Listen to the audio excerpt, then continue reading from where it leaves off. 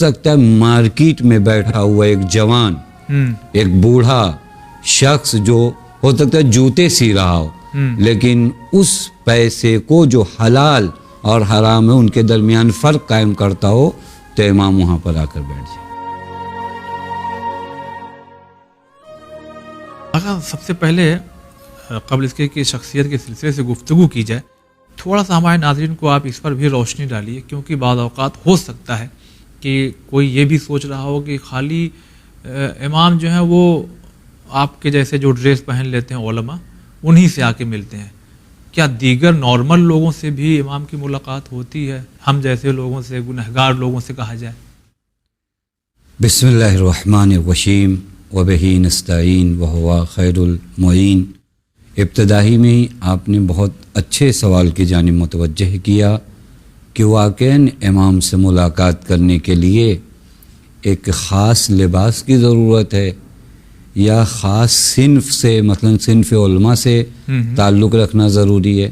میں عرض کروں کہ امام سے ملاقات کے لیے قلب پاک کا ہونا ضروری ہے، دل پاک ہو۔ جی، ہو سکتا ہے مجھ جیسے ہزاروں لاکھوں کی تعداد میں امام سے نہ مل پائیں، اور ایک انسان جو بازار میں حلال و حرام میں دقت کرتا ہو اس سے امام کی ملاقات ہوتی ہو۔ میں ہو سکتا ہے کتابوں کو اپنے ذہن میں اتار لوں لیکن ان پر عمل نہ کروں۔ جی، ایک عام آدمی جو صرف 5 مسئلے جانتا ہو لیکن ان 5 پر عمل کرے تو ان 5 پر عمل کرنے کی وجہ سے اس کے وجود میں اتنی نورانیت آئے گی کہ امام سے ملاقات ہو جائے گی۔ بہت سے واقعات موجود ہیں جہاں امام نے ایک تالا بنانے والے سے ملاقات کیا۔ ہاں، بڑا مشہور وہ تالا بنانے والا، اور واقعاً یہ کس کو متوجہ کرایا گیا معلوم ہے؟ ایک شخص جو پوری زندگی نجف میں مشہور تھے، عاشق امام زمان، ہر چلہ ہر عمل انہوں نے امام سے ملاقات کا کیا۔ ملاقات حاصل نہیں، کب ملنا ہے تو فلاں جگہ آؤ بازار کفل سازان میں، یعنی جہاں پر تالا بنایا جاتا ہے، وہاں پہنچے تو انہوں نے دیکھا کہ امام تشریف فرما ہے۔ اچھا، اس کی دکان پر، تو تالا بنانے والے کی تالا بنانے والے کی دکان پر انہوں نے سلام کیا، امام نے جواب دے کر کہا خاموش بیٹھو۔ امام نے ایک درس دیا بہت اچھا، چونکہ آپ نے سوال کیا میں ناظرین کی خدمت میں ایک میسج پہنچا دوں۔ امام نے کہا خاموش بیٹھو، دیکھو کیا منظر ہے۔ ایک عورت آئی، اس نے بتایا کہ بھائی یہ ہمارا تالا ہے، اسے آپ خرید لیجئے۔ اس تالا بنانے والے نے تالے کو بڑے غور سے، میں بہت شارٹ میں یہ واقعہ بتا رہا ہوں جی جی، چونکہ جلدی اس موضوع پر آنا ہے۔ اس نے تالا دیکھا، کہا کہ وہ بوڑھی عورت سے کہا ضعیفہ خاتون، یہ تالا جو ہے اگر آپ مجھے بیچیں گی تو اس کی قیمت 8 شاہی ہے، جی، اور اگر آپ 2 شاہی مجھ کو دے دو گی تو میں اس کو بنا کے دے دوں گا، اچھا، تو اس کی ویلیو 10 شاہی ہو جائے گی۔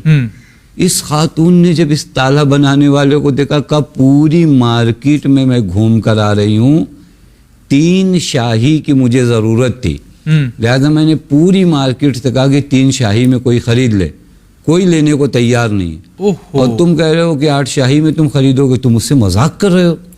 ظاہر سی بات لگا میں ہوگا۔ مذاق نہیں کر رہا ہوں، میں آپ کو اس چیز کی ویلیو بتا رہا ہوں کہ یہ ہے، دیکھیں بزنس کا طریقہ۔ جی، کہ یہ تمہارے تالے کی ویلیو ہے، بنا دوں گا تو اتنی ویلیو ہو جائے گی، نہیں بناؤں گا تو اتنے میں خریدوں گا تاکہ 1-2 شاہی مجھے بھی فائدہ ہو، یعنی ایک دم کلیئر بات ہے۔ یعنی مارکیٹ میں پورے کوئی 3 شاہی میں نہیں لے رہا، تو زمانے کا جو سکہ چلتا تھا، اور یہ 8 دے رہے یہ 8 دے رہے تھے۔ کہ اب ظاہر سی بات ہے کسی کو تعجب ہوگا۔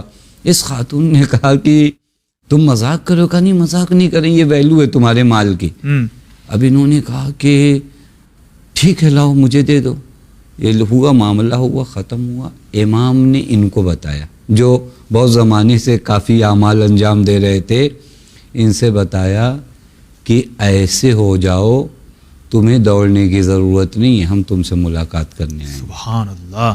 تو جب یہ ایک تالا بنانے والا، ہاں، بس ہو سکتا ہے مجھ جیسے لوگ سال ہا سال جی، درس پڑھیں، کتابوں میں رہیں لیکن عمل نہ کریں تو دل پاک نہیں ہوگا۔ جی، ہو سکتا ہے مارکیٹ میں بیٹھا ہوا ایک جوان ایک بوڑھا شخص جو ہو سکتا ہے جوتے سی رہا ہو، لیکن اس پیسے کو جو حلال اور حرام ہے ان کے درمیان فرق قائم کرتا ہو تو امام وہاں پر آ کر بیٹھ جائے. سبحان اللہ، سبحان لہٰذا یہ کوئی طے باتیں نہیں ہیں کہ علماء سے ملاقات ہوگی. جی، بہت شکریہ ادا کرتے ہیں.